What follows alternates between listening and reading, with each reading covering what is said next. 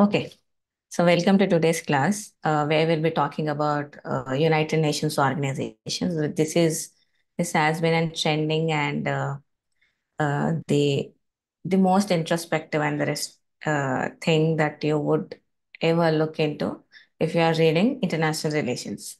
So let us dive into what is United Nations and what are its organs and also the membership and what reforms it needs most in the current scenario.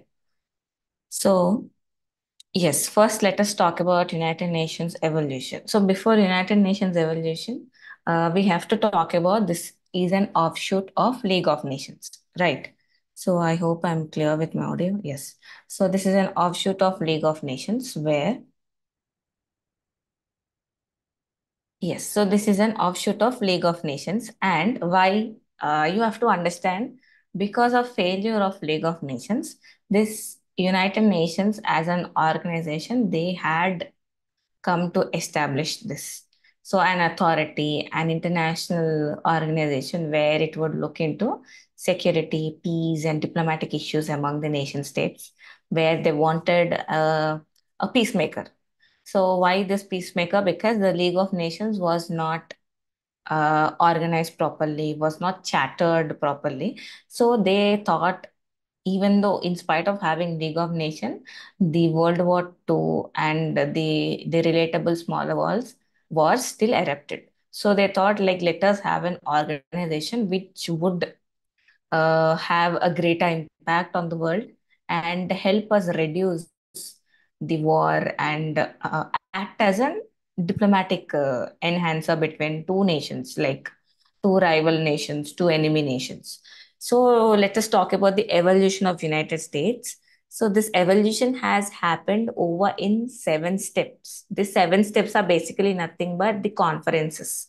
Through the conferences, each step, the a step towards the United Nations have we took a closer steps towards the formation of United Nations. So first one, if we talk about its London Declaration in 1941. 1941 June, you have to remember what is London Declaration, what is Atlantic Charter, Washington Declaration, and the Moscow Declaration, and so on in the nine terms. Especially if you are a enthusiast in international relations and especially just not like being an enthusiast of international relations, just for the sake of being a what do we call being a citizen, being a human being, you have to know that this peacemaking organization, how did it evolve? Like, how did we end up having United Nations organizations? Example, also, if I talk about the recent times, 2022 and 2320s, we've had the COVID, right? Like pandemic 19. You wouldn't have forgotten that easily. So that COVID 19 pandemic and the vaccine circulations, etc., wouldn't have happened if there was not an international organization like WHO. Okay, we have to give it a the part credit and their daily meetings and their assistance to the nations and transfer of this technology in addressing the vaccines, etc. So let us get into the evolution of United Nations. So this evolution of United Nations, this has happened in nine-step forms. And first, let us talk about London Declaration. So what happened in London Declaration is this five countries, Britain, Japan, Australia, New Zealand, and South Africa, met in London. That's why it's called London Declaration. These are very easy to remember because they just address the city they are meeting in.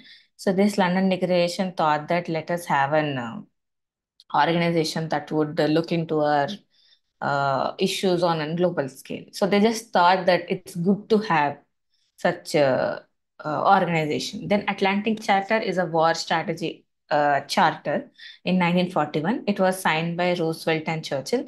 They also made sure that while signing this charter, they thought like this war that has erupted, the World War, excuse me, the World War One and the World War Two, should have would have been stopped or controlled if there was an overlooking authority. So they thought like they signed what do we call this, nation to nation, or then head to head. They are the heads of their country they represent, right? So it was just between like nation and nation talking like terms. Let us not get into war, etc. Those warning signs, those warning treaties.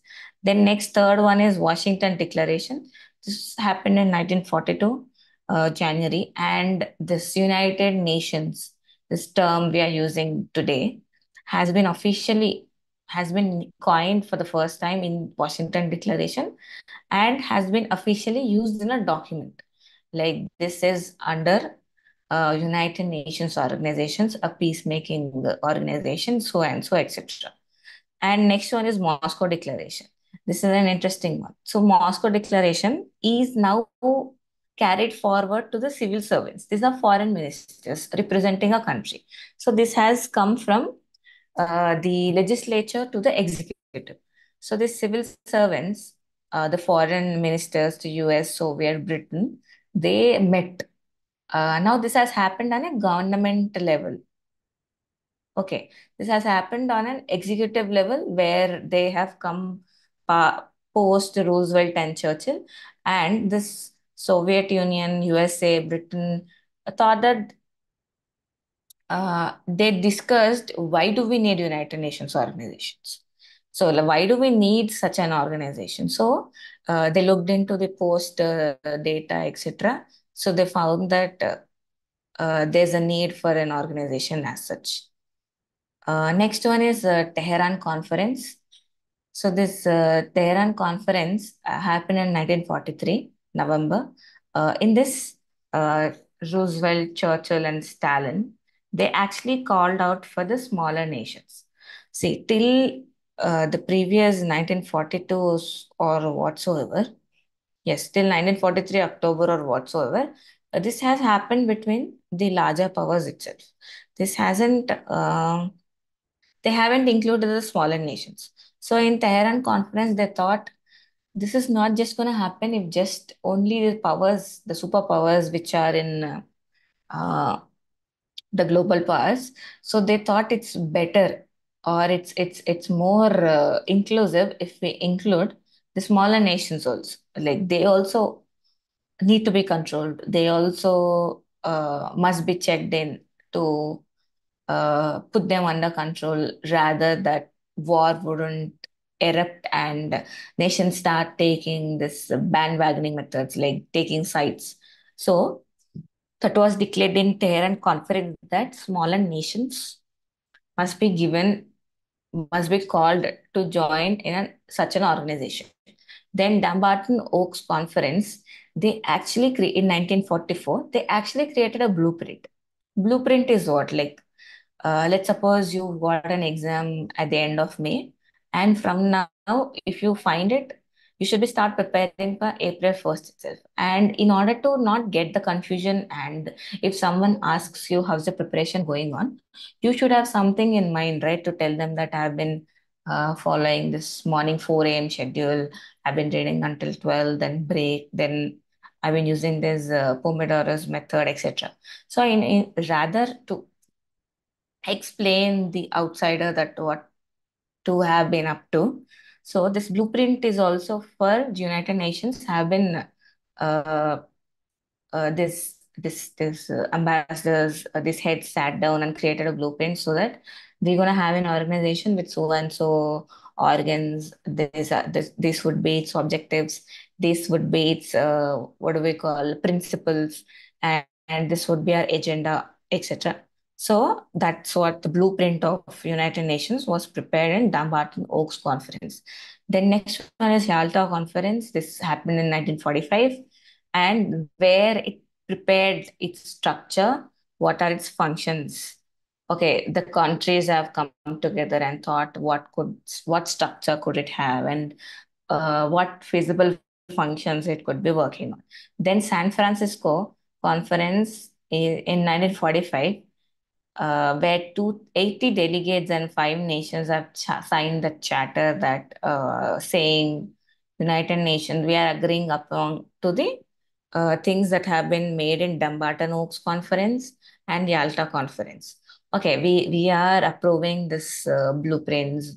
We are kind of approving this structure and functions that we have come up with for such an organization.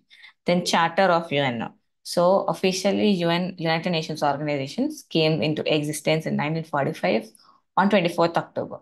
You have to remember this. And this has been celebrating its 75th year, like 75 years of United Nations. So this is something like uh,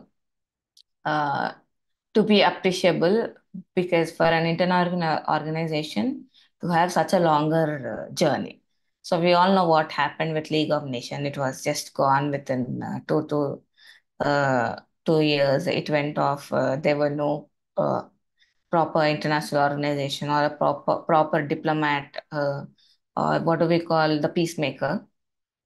So for United Nations to run such a long period, like the 75 years celebrate, it's a huge deal.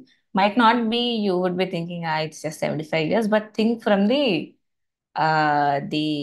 world view, because bringing together all such countries with different ideologies and different diaspora and different the premiers and elections, and making them come together on a unique platform with 193 members is such a humongous and like Herculean task.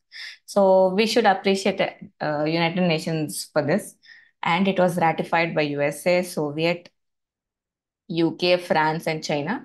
And immediately the first assembly was held in 1946, where 51 nations attended. And also, we are forgetting here that India was also a delegate member, like it was also the co-member to sign the charter. And first secretary was Trigivli, hope I'm pronouncing it properly. And the secretary was elected from Norway. So you have to remember this last paragraph. This is very important from both theoretical and MCQs if you are supposed to be writing the PG set in the future. So this forms this whole slide. The first, second, third slides are show short MCQ slides. So have a look over it. Next, let us understand what are the objectives of United Nations organizations. So basically, it has triple one articles which are divided into 19 chapters. Just like Indian Constitution, we have articles, schedules, uh, and that's it, right? Articles and schedules. So that's what we call it, a constitution and preamble, everything. So they are, what are the objectives? Let us understand. The main objective is to maintain international peace and security. That was on the main agenda or the main line that United Nations organization was established. Okay. So no matter what, if someone asks you like, hey, Babu Levo, and tell us like what is the main aim of United Nations organizations. You should be able to say it, even you being on Pol.Science discipline, or some civilian who's not, whose major in UJ is not Pol.Science.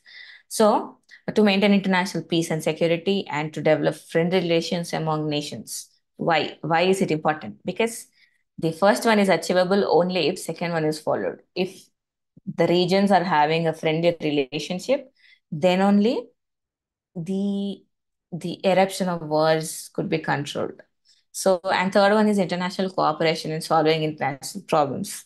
Yes, this is also must. Example, South China Sea dispute, where the international cooperation has come to the rescue of US, China, saying that is not against the international waters rule. And also, the next issue would be the refugee crisis, where the international cooperation has come uh, in tackling into the refugee crisis. And fourth one is to promote and encourage respect for human rights.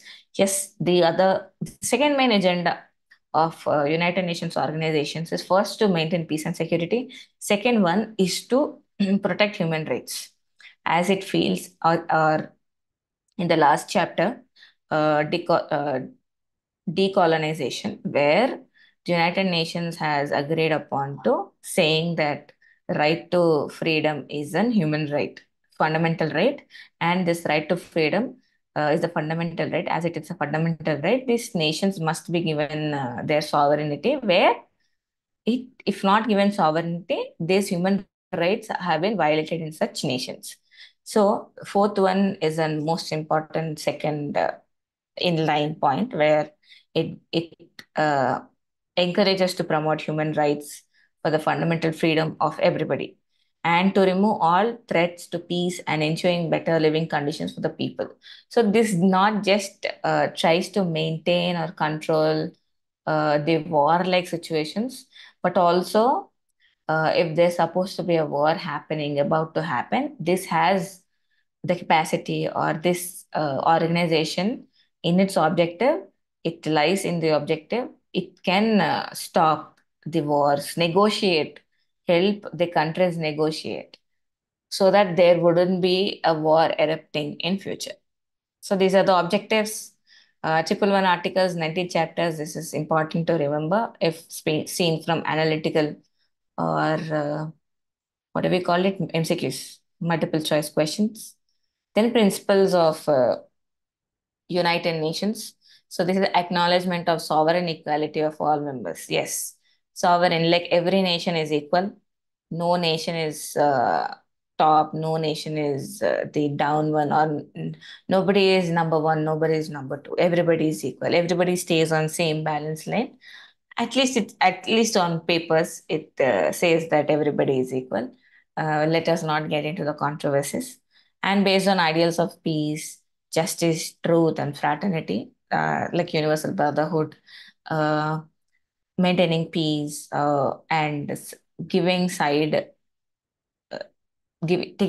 taking truthful sides, and ensuring that justice is being served. Okay. So member nations must settle international disputes by peaceful means in such a manner that international peace and security, justice are not endangered. Okay. If you read it again, the settlement is not just a settlement of, like, example, um, a cutting a diamond by a cutting, which if we translate it literally on a war zone, you cannot stop war with a war. The main agenda is to stop war. So let us stop war with peaceful tactics and peaceful techniques. Member nations should refrain from threat or use of force against territorial integrity. Member nations should refrain from threat or use of force against territorial integrity. Yeah. So they should be not attacking, or they should not be in suppose somebody is on attack us. So in that way, let us stop, or let us start acting warlike situations and attack the enemy nation. That shouldn't happen. If you are protecting your internal integrity, that shouldn't harm or affect the other nations without them causing any pain to you.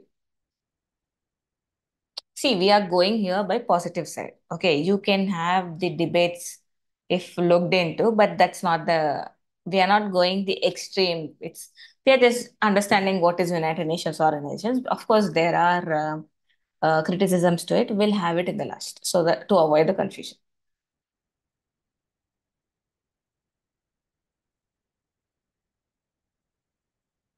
Membership.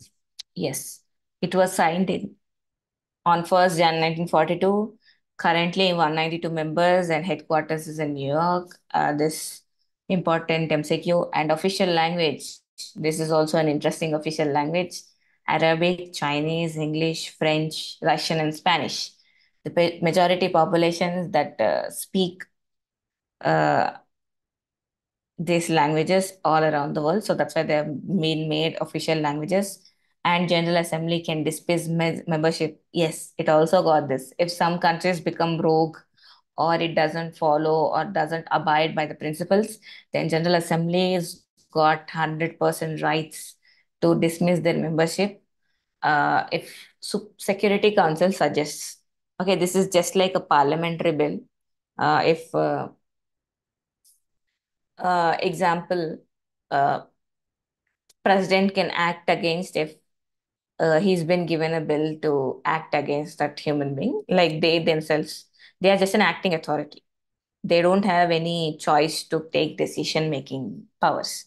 So Security Council can ask the members to dismiss a General Assembly to dismiss their membership.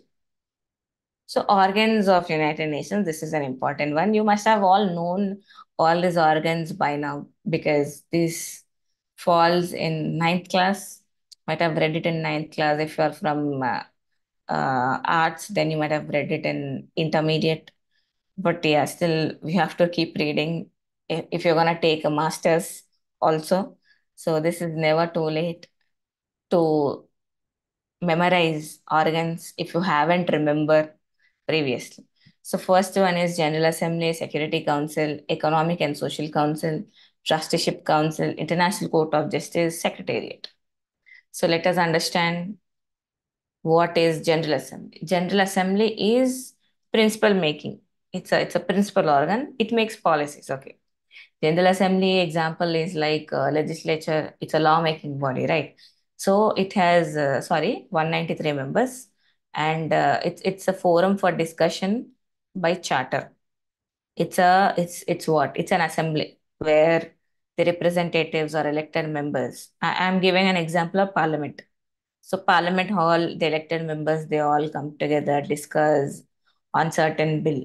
So same thing is a General Assembly. Assembly, you all know, right? Assembly, the true assembly, that same meaning. And it meets every year from September to December. Just like the Parliament meets for the winter session and the summer session, the spring, September to December for sessions. It consists all members. There's no the special focus or special voting rights. Here, everybody is equal, and every state must not have more than five representatives.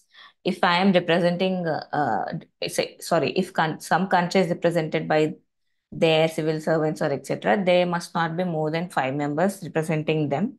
It must be kept below the five number. And functions, let us understand what are the functions of General Assembly. First one is deliberative function. Any discussion relating to peace, security must be done by it. It's see, see, it's just a body, right? So that's why its decisions are only advisory. They are not binding. They cannot see. They can just make a law. They cannot implicate the nations to follow that law. It's just an advisory body. They can just come together, form a group, come together, form a forum, then just discuss and come up with new ideas and just put a proposal like, if this thing has happened like this, it would have been good. So it is up to the Security Council or the member nation states to whether to follow or not. So yes, this is 193 members policy making organ. It meets every year from September to December, consists all the members. You have to remember, there's no bargaining for it.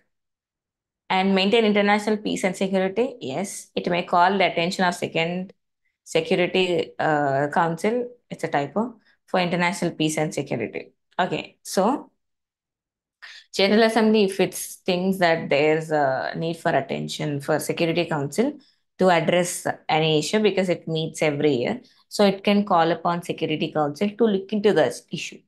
There's nothing wrong because its decisions are just binding. It wants a power executive body to look into and implement laws or what do we call to can help them stop those war-like situations.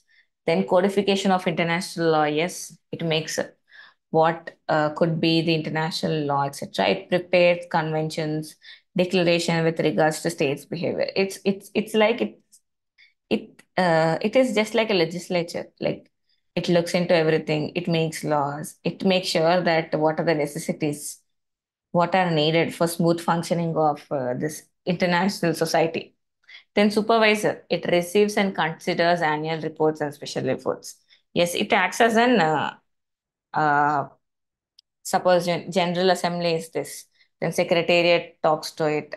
Then Economic Social Council, Trusteeship Council, ICJ. They all give their. It's a tree trunk. Okay, rest are all branches. So it gets every information that it needs. So it also receives annual reports, special reports, and it makes budgets, approves and appropriate budgets. Okay, it got this power. And elections, elects judges of ICJ, International Court of Justice, uh, Secretary General, non-permanent members to Security Council, and Economic and Social Council.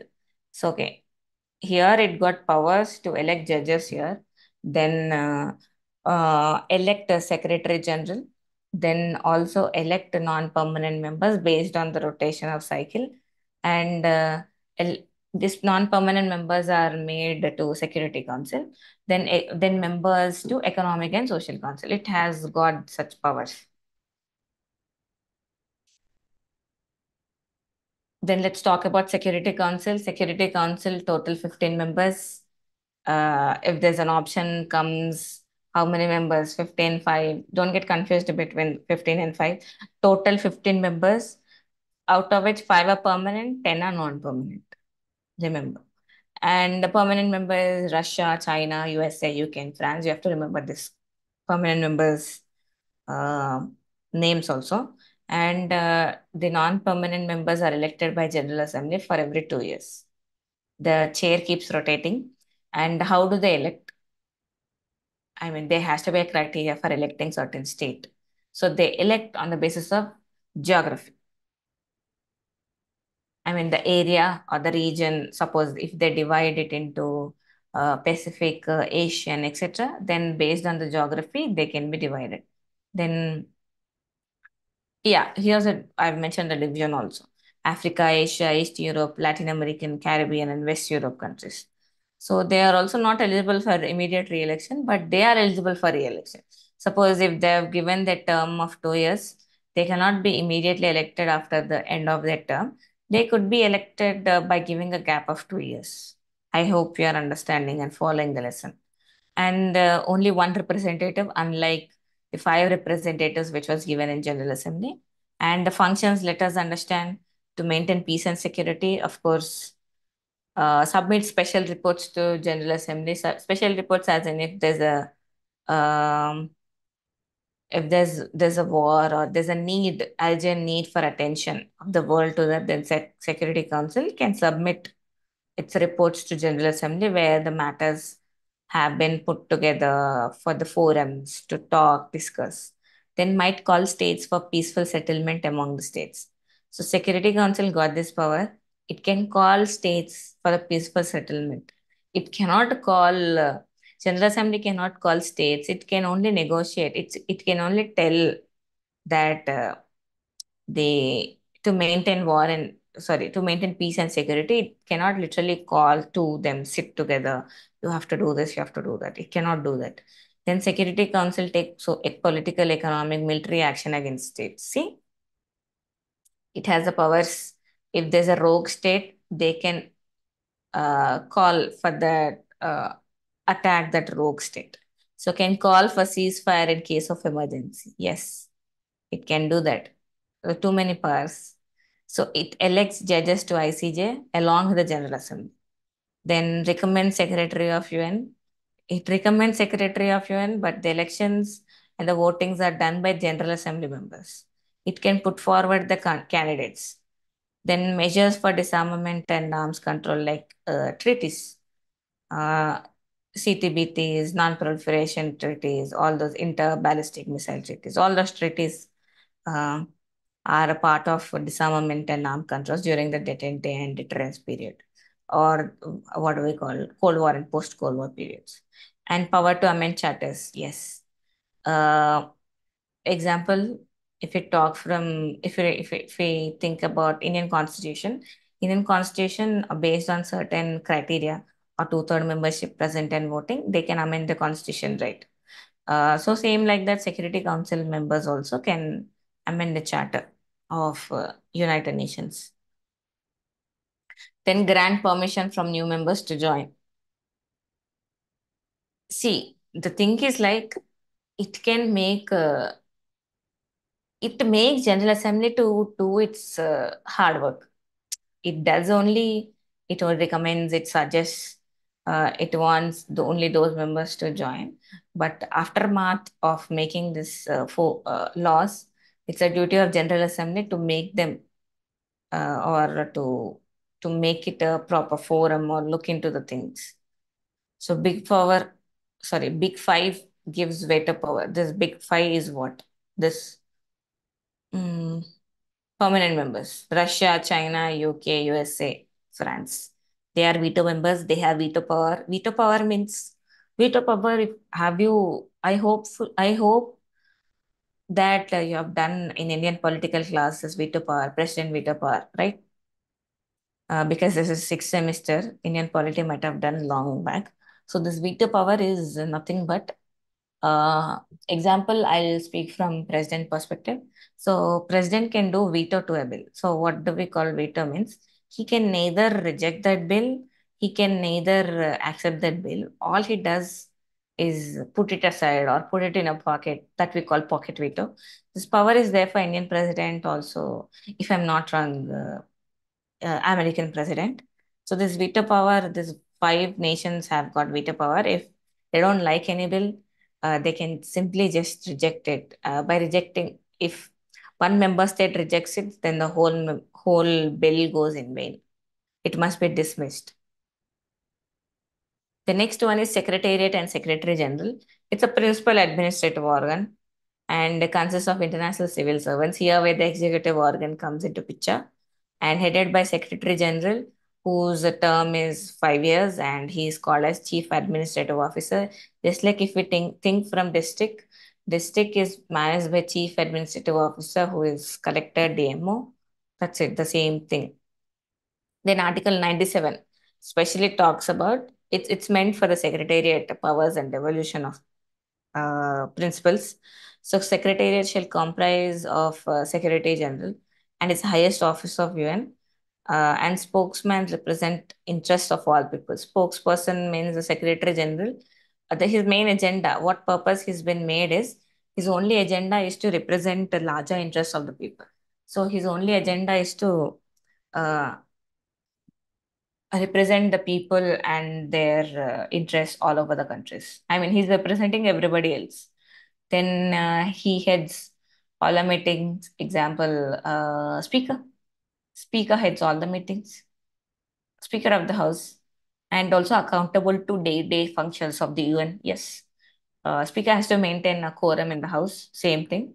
I hope I'm not confusing you with United Nations and Indian polity, but it's an easy example to help understand what are the powers and functions of United Nations or principal organs. Then it submits and prepares budgets to GA, where GA means General Assembly. General Assembly where rather takes into this budget sessions into picture. Economic and Social Council, 54 members elected by General Assembly, and the term is 3 years, and one third of the members expire every year. Just like Rajya Sabha, the term is permanent, but every year the members keep retiring. So here the term is 3 years, and but one third of the members keep retiring each year. No continuous membership. You cannot have the continuous membership like then that time then it becomes permanent membership, right? But you have to maintain this 3 year window, and you have to equivocally get retired. Your membership must be revoked then after giving certain gap. Then permanent members are legally elected. Then they put down to vote and elected. A council meets twice a year in New York, and its functions are to make reports with respect to economic, social, cultural, health. Main agenda here comes promote human rights. You must have understood by now. Then, okay, this body calls for international organizations and international attention for the countries and all to look into the economic and social issues that has been going on in the uh, in a world scenario. Then obtain reports from UN agencies and look into the things like whether they have been properly validated or properly looked into or given the valid attention they have needed or not. They just supervise them. Then trusteeship council. Trusteeship Council, we might have read it. We read it yesterday in the decolonization. Its main purpose is to look into, supervise, and help the colonies to help them achieve their sovereign authority. So, same thing, but its membership is of three types: permanent members, member states, administered territories, and members which are elected by assembly for 3 years. And 1950, it had 14 members, and it has become non-functional with the issue of the Republic of Palermo in 1994, with it's not taking the affordable side, but it had shown its uh, discrepancies, and it was being favorable to one party. And functions are promoting socio-economic interests, self-government, promote human rights. Trusteeship Council, yes, if you have attended or been attentive in last day's class, we've discussed the true purpose of Trusteeship Council, right? Then ICJ, International Court of Justice.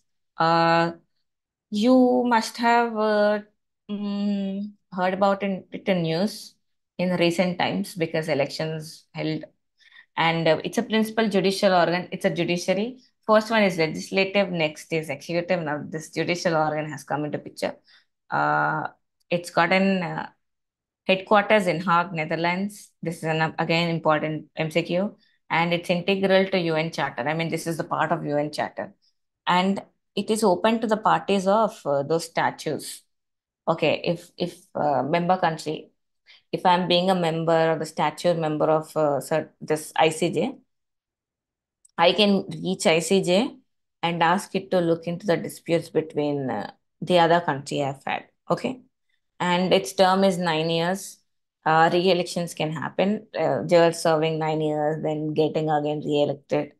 And recently, like Indian, it was in news because the Indian judge was also elected to the ICJ, and the concurrent vote by General Assembly, they elect the members. But the qualification, just like the what do we call the non-veto members, it is based on geography. But here the qualifications on the basis of what? On basis of how can you elect judges? The qualifications, not just on nationality. Like you have to be smart enough. You have to have certain education criteria to be elected as a judge to ICJ. And cases are not decided based on the majority vote. Okay. Majority vote, how do we say? You all know majority vote. Suppose you can say they could be 2:2. In case of such tie, this president can vote and break the tie. It's called casting vote. Just like the speaker votes in case of tie between dual sessions. Just like the president here got the casting vote. And functions are to settle legal disputes among sovereign nations. This this happens on a state, nation to nation level, and it gives advices to General Assembly and Security Council, like just like Supreme Court gives advices to the government to, if it thinks that there's been a it's not been it's there's been a flaw in the law they made, and it seemed to be against the constitutional laws. So can take all the cases referred. They cannot say that, Acha, we're not going to take this case. This is too lengthy, or this is too, what do we call, two powers, superpowers are included. This might have a wrong effect on us. It cannot say that. Whatever the case comes to it, it should take. Then recommend Security Council to take necessary actions. See, they take up cases, come up with a judgment, and they can recommend Security Council to look into that cases and take necessary actions. Although these are not binding, and it can give legal advice if the other bodies or the other nations approach it. And see, not compulsory jurisdiction. It can. It's a principal organ though, but its judgments are not binding during the recommendations, but it can help the nation settle issues. Then role of UN. It follows three methods to maintain peace. First one is peaceful settlement. Then second one is collective security, and third one is preventive diplomacy or peacemaking. This peaceful settlement is been addressed in Article 33 to 38 and Chapter 4 of UN Charter. You have to remember this. And what he does, negotiates. Negotiates how? Governments sit across tables and discuss, negotiate, dispute. Only parties to the dispute. See, only parties which are, uh, what do we call, not everybody can sit down across a table. Only the concerned parties can sit around and negotiate. And this negotiation can be, uh, example, this negotiation can be attended by a third party. This third party can be a peacemaking party. So this can offer helping hands. But this cannot take sides. It just can tell them how can be followed, how procedure could be followed. Then mediation tries to reconcile claims of parties of disputes. Inquiry and conciliation. See, by neutral team of investigation gators, this can conduct inquiries into certain crime. If you report that situation has happened, this must be addressed as an international uh, peace threat threat to threat to international peace. So this team of investigators can look into. Then arbitration, we all know it got semi-judicial powers, like it can act like court. And adjudication or judicial, it settles disputes between the states on the basis of international law. Yes, and European Court of Human Rights, International African Court of Human Rights. So it can settle disputes based on international law, sorry, international law taken by ICJ or ECHR or IACHR. Then second one is collective security. It is a military action to maintain peace and order. So Article 1, this also, Article 1 and Article 38 to 51 and Chapter 7, these are all, these all have details about functioning and the of collective security, and it calls for collective means of prevention of aggression or removal of threats. Then Article 38 to 51, Chapter 7 of Charter with contains collective security. Then what does Security Council do? Security Council determines threat to peace, we have read earlier. Then empowered to take decisions. Then diplomatic relations between the parties. So it help enhance diplomatic relation between the parties and determines if there's a threat, and it is empowered to take decisions to maintain peace. Then measures to adapt and restore peace. So it has to look into like what are the proper measures that must be followed to restore peace, not just what do we call settle the disputes. Then it calls for ceasefire, example Palestine in 1948 and the Korean War. Like it Korean War, it led for the parallel lines, and this parallel lines uh, are ceasefire uh, where the war must be stopped and the enemy occupation of territories of countries must be stopped there. And military operations against states with help of members of states. Yes, what do we call it? UN peace, UN peace agencies. So preventive diplomacy is a third type where the procedure that it follows to maintain peace. Main aim is to prevent war. Okay, act as a buffer and maintain ceasefire. It checks upon aggression and collective enforcement. It is neutral, impartial, and adversaries. It is of two types. Preventive diplomacy.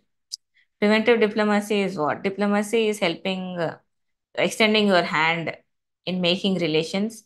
Preventive diplomacy is mainly because this has been done if there's a situation of war, like, and you want to prevent war. There are two types, armed forces and observers.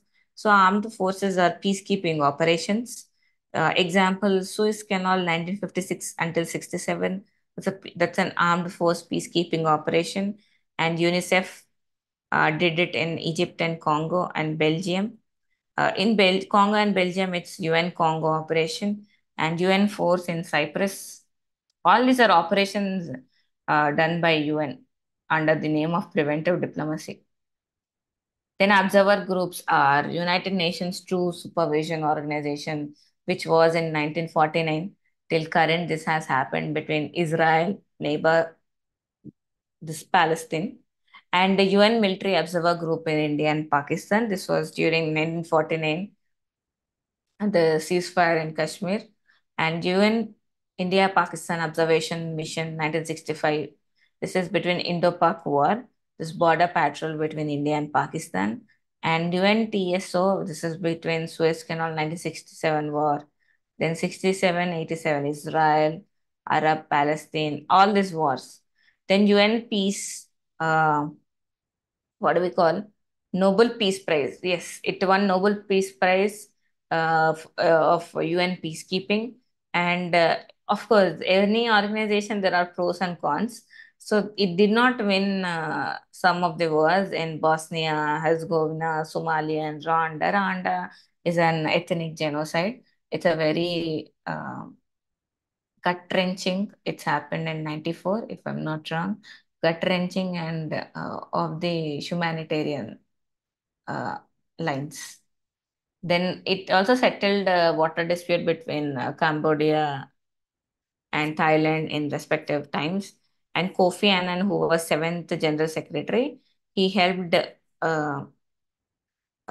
what do we say, the peacekeeping missions in Angola, Afghanistan, East Timor, Cyprus, Pakistan, and West Sahara. Also, he won this peace award. And achievements of UN. What are the achievements of UN? Achievements is ban on nuclear weapons, and it established the WHO, World Health Organization, in 1948, which we see today in the 21st century COVID-19, the pandemic era. Then High Commissioner for Refugees, 1950. It helped tackle the refugees and the war crimes that has been happening. Then International Criminal Court was established in 2002 to look into the disputes of the crimes that's been conducted by the individuals. Example, mm, this Sri Lankan fishing, this been settled. Then Italian marines, Italian fishers, uh, these are all been addressed by International Criminal Court. Then 12 UN peacekeeping missions and UN certified declaration that as it celebrated 75 UN 75th year. So it helped um, what do we call for betterment of society and better peaceful analysis. Then, of course, there are defects in any situation or any organization. Even there are defects in you as a human being. So it's called a toothless organization, means it's just for the uh, decoration. It doesn't have real authority or power. So it is dependent on memberships. Why? It is dependent on member states for finances because it doesn't have anything that gives its revenue. So it is dependent on nation states to fund it for resources, military. And the veto powers of members can make them override any discussion. As we all know, the five veto. This veto powers, they can deny uh, or they can veto the bill. So this can lead to overriding great situations. And International Court of Justice lacks proper machinery because it does not have proper infrastructure to look into international disputes. Then, if you look into the veto powers, they just represent the global powers. Have you ever looked into it? So that's why it lacks global South representation. And it is said that the peacekeeping mission that was sent to Haiti during the earthquake or something. So it led for the spread of cholera. So he did not take certain preventive measures while sending the peacekeeping authority. So that's why it called for eruption or the endemic of cholera in the Haiti. Then it also had this sexual abuse allegation in 2005 on UN peacekeepers in Republic of Congo, equally Cambodia and Haiti. Then crisis in South Sudan is 2000, in 2011, and it was unsuccessful in protecting civilians of rape and torture because of it failed to protect human rights. Then defects in structure of working of UN. Yes. Let us talk what is India and UN. India is also a founding member of UN, as we discussed earlier. Then it actually had first chair in making a committee which specially targets the declaration of granting independence to colonial countries. This is a great step by India. Then also it's the first country to contribute for the trust fund on secular exploitation. And the another achievement is in 2007, it deployed all women contingent to Liberia under UN peacekeeping mission. Then it chaired UNSC, United Nations Security Council, being a non permanent member 8 times. Interesting. Then South-South Cooperation Initiative was started in UN under the leadership of India in 2017. And the G4. G4 nations are Brazil. Remember, it's an MCQ important one. Brazil, Germany, India, and Japan. This was formed in 2004. Why? Because they wanted the UN veto UN permanent membership should be extended because this 5 members was possible when the membership was just 51, but this 5 members could not be tackled now that the membership is 193. It should be at least to 25, 26 representatives. 25, 26 countries should also be the permanent members. Then to increase membership to 25, 26 flexibility on veto. Also, this was counted by the other group also. Then restructuring UN. So how can UN be restructured? Example, they have to increase the membership of Security Council. We've read it in the before slide. Then political challenges. See, uh, why do you think that any powerful nation would give up their veto power or would like to share their veto power that they have been enjoying since 75 years and had uh, made the policies in favor of them or against their enemies. So, why would you think that these political challenges could be tackled that easily?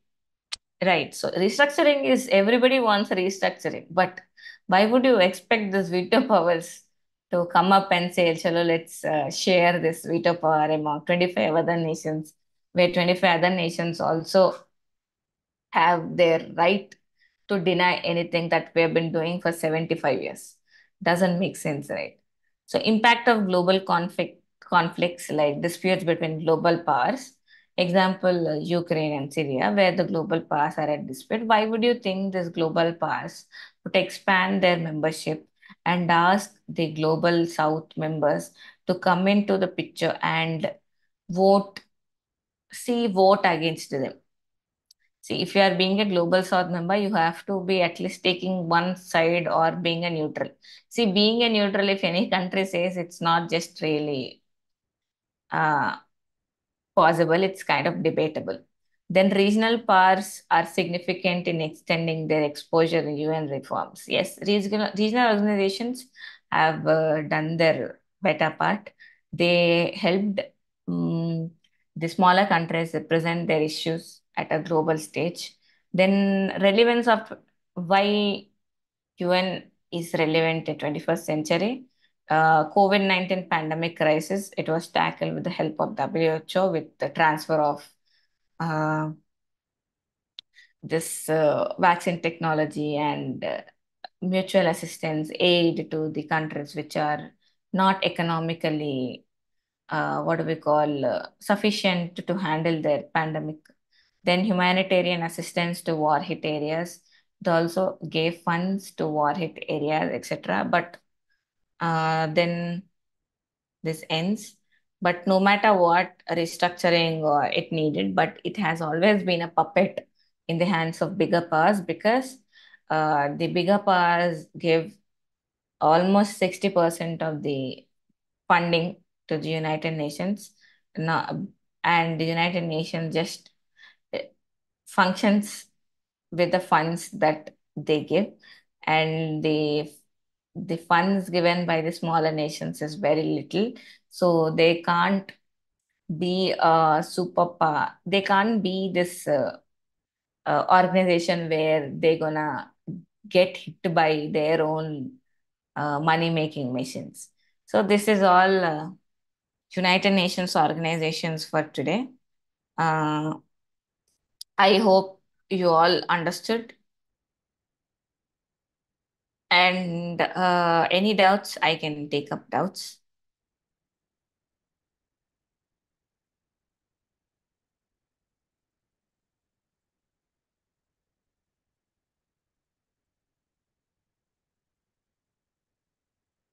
So if there are no doubts, we can end this chapter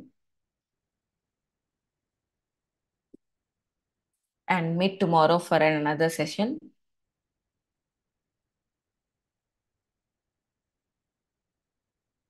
So United Nations, it's a show short.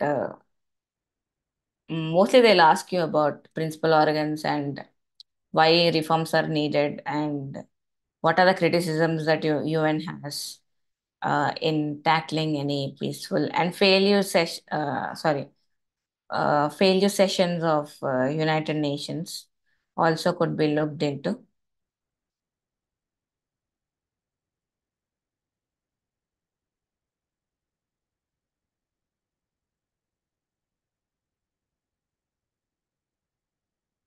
So we spoke about its evolution, then objectives, principles, membership, organs, what are its organs, General Assembly we spoke about.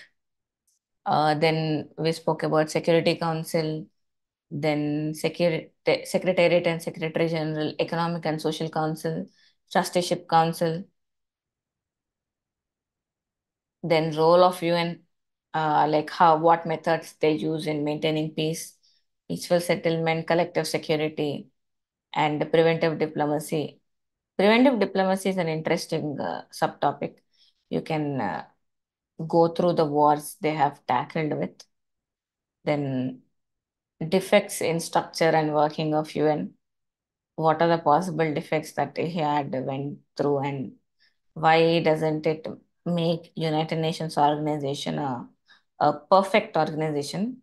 Um, See, if it was so that perfect, the wars or the contingencies that we've been seeing in Ukraine, in Israel, those would have been countered or stopped long back. Then we also read India and UN. India and UN is also an important topic or subtopic. Then how to restructure UN, because see, nowadays the questions have become very dynamic and analytical. So you cannot expect them to ask you principal organs of UN and write down. They'll ask you in sense of India's role in UN peacekeeping missions. That's a one first one. And what possible reforms can UN have for a betterment of peace management at at the global world? Then what are the restructuring reforms? Like what reforms that does UN needs, or or is it perfect as ever?